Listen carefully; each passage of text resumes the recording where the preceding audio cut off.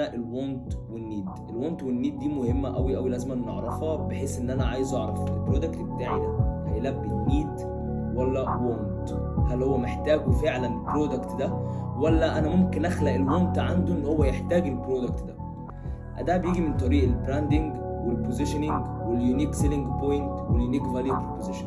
عندك البراندنج، شوف البراندنج بتاعه بالنسبه للفيجوالز وتايبوجرافيكس، ببتدي بشوف ايه هو المود بورد، الدايركشن بتاعه عامل ازاي، ايه هو التون اوف فويس اللي بيستخدمه، فورمال يوز، ايجنسي، ايه هو الدايركشن، ايه هي الالوان اللي بيستخدمها، اللوجو شكله عامل ازاي اللي بيلعب عنصر اساسي في اي بزنس، البراند مسج زي نايكي، عندك هنا جاست دو ات.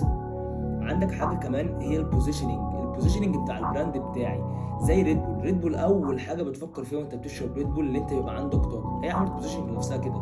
عندك برضو ناس عندها هنا بتعمل اكتيفيشن، وهي عملت بوزيشننج لنفسها ناحيه الناس اللي بتتحرك كتير، الناس اللي بتبقى موست اكتيف.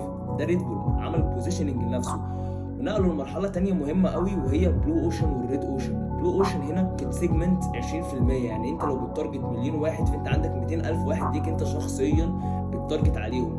هي طبيعي هتلاقي ان الكوست بير بيرشيز عندك قليل قوي، وعندك الار او اس عالي جدا، بحيث ان انت لوحدك مفيش كومبيتيتور، مفيش منازع هيعرف ياخد منك الاودينس دول.